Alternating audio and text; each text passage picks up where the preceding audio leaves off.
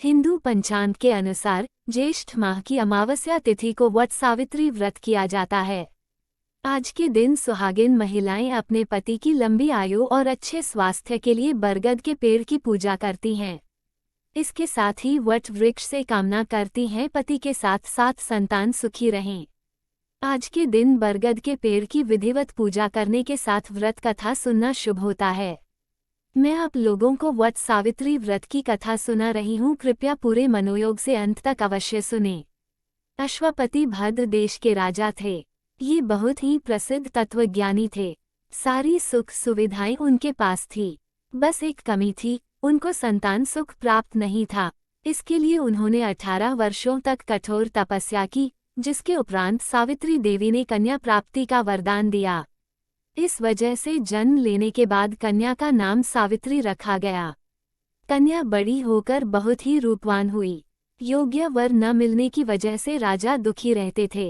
राजा ने कन्या को खुद वर खोजने के लिए भेजा। जंगल में उसकी मुलाकात सत्यवान से हुई। द्युमत्सेन के पुत्र सत्यवान को पति रूप में स्वीकार कर लिया। इस बात की जानकारी जब नारद जी को हुई तो वे दौड़े दौड़े पहुंचे अश्वपति के पास, और नारद जी ने अश्वपति से सत्यवान की अल्पायु होने के बारे में बताया। माता पिता ने बहुत समझाया, परंतु सावित्री अपने धर्म से नहीं डिगी, जिनकी जिद के आगे राजा को झुकना पड़ा। सावित्री और सत्यवान का विवाह हो गया। सत्यवान बड़े गुणवान, धर्मात्मा और बलवान थे। वे अपने माता पिता का पूरा ख्याल रखते थे। सावित्री राजमहल छोड़कर जंगल की कुटिया में आ गई। उन्होंने वस्त्राभूषणों का त्याग कर अपने अंधे सास ससुर की सेवा करती रहती थी। सत्यवान की मृत्यु का दिन निकट आ गया। नारद जी ने सावित्री को पहले ही सत्यवान की मृत्यु के दिन के बारे में बता दिया था। समय नजदीक आने से सावित्री अधीर होने लगी। उन्होंने 3 दिन पहले से ही उपवास शुरू कर दिया। नारद मुनि के कहने पर पितरों का पूजन किया। प्रत्येक दिन की तरह सत्यवान भोजन बनाने के लिए जंगल में लकड़ियां काटने जाने लगे, तो सावित्री उनके साथ गईं। वह सत्यवान के महाप्रयाण का दिन था। सत्यवान लकड़ी काटने पेड़ पर चढ़े, लेकिन सिर चकराने की वजह से नीचे उतर आए। सावित्री पति का सिर अपनी गोद में रखकर उन्हें सहलाने लगीं। तभी यमराज आते दिखे, जो सत्यवान के प्राण लेकर जाने लगे। सावित्री भी यमराज के पीछे पीछे जाने लगीं। उन्होंने बहुत मना किया, परंतु सावित्री ने कहा, जहाँ मेरे पतिदेव जाते हैं वहाँ मुझे जाना ही चाहिए। बार बार मना करने के बाद भी सावित्री पीछे पीछे चलती रहीं। सावित्री की निष्ठा और पति परायणता को देखकर यम ने एक एक करके वरदान में सावित्री के अंधे सास ससुर को आंखें दी, उनका खोया हुआ राज्य दिया और सावित्री को वापस लौट जाने के लिए कहा। सावित्री लौटे कैसे? सावित्री के प्राण तो यमराज लिए जा रहे थे। यमराज ने फिर कहा कि वह सत्यवान को छोड़कर चाहे जो मांगना चाहे मांग सकती है। इस पर सावित्री ने 100 संतानों और सौभाग्यवती होने का वरदान मांगा।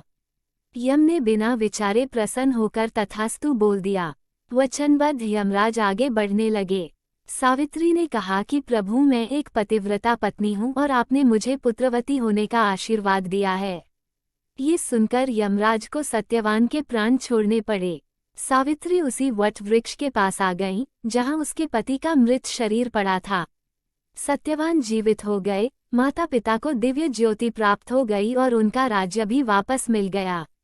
इस प्रकार सावित्री सत्यवान चिरकाल तक राज्य सुख भोगते रहे। अतः पतिव्रता सावित्री की तरह ही अपने सास ससुर का उचित पूजन करने के साथ ही अन्य विधियों को प्रारंभ करें। वट सावित्री व्रत करने और इस कथा को सुनने से व्रत रखने वाले के वैवाहिक जीवन के सभी संकट टल जाते हैं। ज्येष्ठ अमावस्या की एक और महत्वपूर्ण पौराणिक कथा है, इसे भी आप लोग सुन लीजिए। पौराणिक मान्यताओं के अनुसार ज्येष्ठ अमावस्या के दिन ही शनि देव का जन्म हुआ था, इसलिए ज्येष्ठ अमावस्या का धार्मिक महत्व और भी बढ़ जाता है। वैदिक ज्योतिष में शनि देव सेवा और कर्म के कारक हैं, अतः इस दिन उनकी कृपा पाने के लिए विशेष पूजा अर्चना की जाती है। शनि देव न्याय के देवता हैं, उन्हें दंडाधिकारी और कलियुग का न्यायाधीश कहा गया है।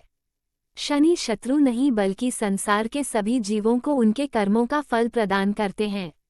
शनि देव के जन्म से संबंधित एक पौराणिक कथा बहुत प्रचलित है।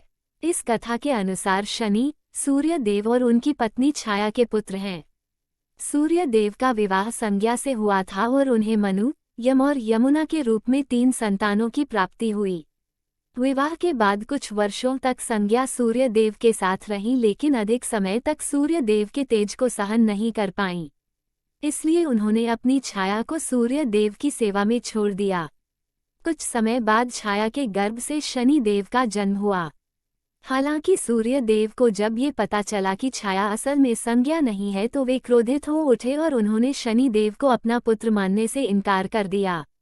इसके बाद से ही शनि और सूर्य पिता पुत्र होने के बावजूद एक दूसरे के प्रति बैर भाव रखने लगे।